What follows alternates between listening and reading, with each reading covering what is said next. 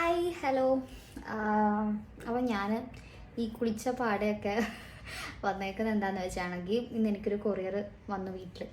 അപ്പം ഞാൻ വിചാരിച്ചത് ഇവിടുന്ന് ഈ കൊറിയർ എനിക്കറിയുമ്പോൾ ഒരു അറിവില്ലല്ലോ, ആരും അയച്ചപ്പോൾ ഫോട്ടോ വെച്ചിന്നാന്നൊക്കെ പറഞ്ഞു. അപ്പം ഞാൻ ആരുടെ ഇത് ഇപ്പോൾ ഫോട്ടോ ആദ്യം കൊച്ചിന്ന് കേട്ടപ്പോൾ ഞാൻ കരുതി ഒന്നെങ്കിൽ ഫിൽബൻ അല്ലെങ്കിൽ അഖില അല്ലെങ്കിൽ എൻ്റെ ഏട്ടൻ പിന്നെ എൻ്റെ അവിടെയുള്ള ഫ്രണ്ട്സ് അങ്ങനെയായിരിക്കും വിചാരിച്ചു. പക്ഷെ ഫോട്ടോ ചെയ്തിട്ടപ്പോൾ ഫോട്ടോ ചെയ്യുന്ന എനിക്ക് അയക്കാൻ ഇത് ആരാണ് ഞാൻ വിചാരിച്ചു. ലൈക്ക് അപ്പോൾ ഓക്കെ എന്തായാലും നോക്കാം എന്നൊക്കെ വിചാരിച്ചു തുടങ്ങിയപ്പോൾ അക്ഷയ രാജേഷ് എന്നാണ് എഴുതിയിട്ടുണ്ടായിരുന്നത്.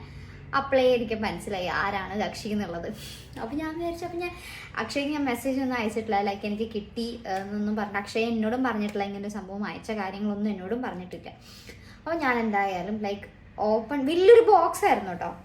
അപ്പോൾ ബോക്സോടെ ഇങ്ങോട്ട് കൊണ്ടുവന്ന് ഓപ്പൺ ചെയ്യുന്നതേ കാണിച്ചു തരണമെന്നുണ്ടായിരുന്നു. പക്ഷെ ബോക്സ് തന്നെ ഭയങ്കര ടൈറ്റായിട്ട് പാക്ക് ചെയ്ത് ഈ പറഞ്ഞ പോലെ വേറെ ആരും തുറക്കരുത് എന്നുള്ള രീതിയിലാണ് അതിൻ്റെ പാക്കിംഗ് ഒക്കെ. അപ്പം ഞാനത് ആദ്യം പാക്കറ്റ് പൊട്ടിക്കണ്ടേ. അപ്പോൾ അതിനകത്തൊരു 3 പാക്കറ്റ്സ് ആയിട്ട് ഇങ്ങനെ 3 കവറിലാക്കിയിട്ടാണ് വെച്ചിട്ടുണ്ടായിരുന്നത്.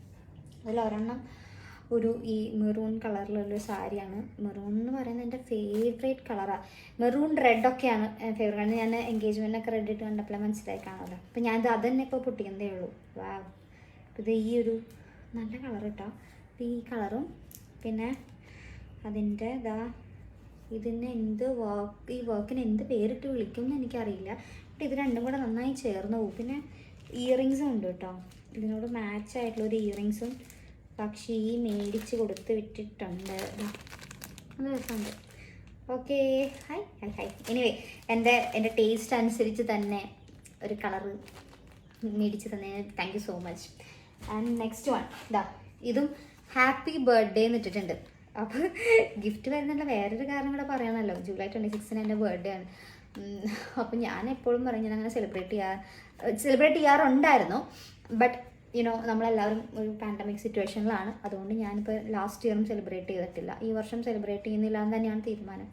പക്ഷേ ഈ നമ്മുടെ ഫ്രണ്ട്സൊക്കെ നമുക്ക് സർപ്രൈസ് നമ്മളെ സന്തോഷിപ്പിക്കാൻ വേണ്ടി സർപ്രൈസ് എന്ന് പറഞ്ഞിട്ട് വന്ന് കേക്കൊക്കെ മുറിച്ചൊന്നും ചെയ്യാൻ പറ്റില്ല. ബട്ട് ഞാൻ അവരോടൊക്കെ നേരത്തെ കൂട്ടി പറയും, ഒന്നും വേണ്ട, എല്ലാവരും അവനവൻ്റെ വീട്ടിൽ തന്നെ സേഫ് ആയിട്ടിരിക്കുക, ചുമ്മാ അതൊന്നും വരുത്താതെ എന്ന് ഞാൻ പറയും. ബട്ട് അവരെത്രത്തോളം കേൾക്കുമെന്ന് അറിയില്ല. എന്നാലും അപ്പോൾ താങ്ക് യു സോ മച്ച്.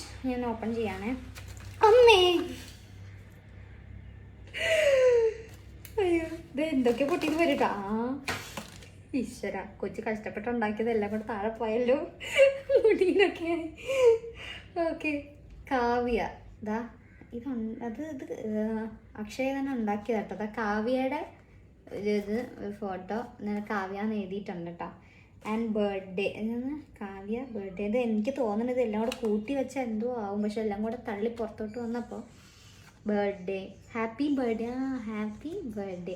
അപ്പോൾ എൻ്റെ നല്ല 2 ഫോട്ടോസൊക്കെ പ്രിൻ്റ് എടുത്തതാ വെച്ചിട്ടുണ്ട്. പിന്നെ ജീവിയ എന്നാണ് ശ്രീറാമേട്ടനായിട്ടുള്ള 2 ഫോട്ടോസ്. ഇതെൻ്റെ ഫേവറേറ്റ് ഫോട്ടോയാണ്. ഇത് രണ്ടും എൻ്റെ ഫേവറേറ്റ് ഫോട്ടോ ആണ്. ജീവിയ പിന്നെ ക്വീൻ. പക്ഷെ അത്ര വേണ്ട, എന്നാലും താങ്ക് യു സോ മച്ച്. എൻ്റെ മെഹന്തി ഇട്ടപ്പോൾ ഉള്ള ഫോട്ടോ. പിന്നെ ഈ റീസെൻ്റ് ആയിട്ടുള്ളൊരു ഫോട്ടോയും. പിന്നെ റബ്ജിത്ത്, ഞാനും ഏട്ടനും ഞങ്ങൾ 3 ഫോട്ടോ ഉണ്ട് കേട്ടോ. ഇത് എല്ലാം എൻ്റെ ഫേവറേറ്റ് ഫോട്ടോസ് തന്നെയാണ്. എനിക്ക് തോന്നുന്നു ഞങ്ങൾ രണ്ടുപേരും ഏറ്റവും നന്നായിട്ട് എടുത്തിരിക്കുന്ന ഒരു ഫോട്ടോ ആദ്യകാലത്ത് ഏറ്റവും നന്നായിട്ട് എടുത്ത ഫോട്ടോ ഇതൊക്കെ തന്നെയായിരുന്നു. പിന്നെ ഒരെണ്ണം താഴെ പോയി. അത് ലവ് യു ടു ഡിയർ. എൻ്റെ വേറെ ഒരു 3 നല്ല കണ്ണ് മാത്രമുള്ള ഫോട്ടോ. അപ്പോൾ ഇതെല്ലാം കൂടെ കൂട്ടി വെക്കുമ്പോൾ ഇങ്ങനെ ഇതൊക്കെ ആയിട്ട് വരും. അതായിരിക്കും കക്ഷി ഉദ്ദേശിച്ചത്. പക്ഷെ എല്ലാം കൂടെ ഇങ്ങനെ ഒരുമിച്ച് പൊട്ടിക്കറി വന്നപ്പോൾ ഒന്നും ചെയ്യാൻ പറ്റില്ല. സോറി, ടെക്നിക്ക് ഇങ്ങനെയായിരുന്നു എന്ന് എനിക്കറിയാൻ പാടില്ലായിരുന്നു. ഓക്കെ, അപ്പോൾ അതായിരുന്നു ഒരെണ്ണം. അതിനകത്ത് ഇങ്ങനെ കുറേ സംഭവങ്ങളൊക്കെ ഇങ്ങനെ പൊട്ടിച്ചിട്ടുണ്ടായിരുന്നു കേട്ടോ. നമ്മളിങ്ങനെ തുറക്കുമ്പോൾ ടിഷ് എന്ന് വരുന്നപ്പോൾ നമ്മൾ വീഡിയോ ഒക്കെ ഞാൻ കണ്ടിട്ടുണ്ട്. പക്ഷെ എനിക്ക് ഫസ്റ്റ് ടൈമാണ് ഇങ്ങനെ ഒരു എക്സ്പീരിയൻസ് ഉണ്ടാകുന്നത്. പിന്നെ ഇത് അടുത്തത്, ഇതും കക്ഷി ഉണ്ടാക്കിയത് തന്നെയാണ്.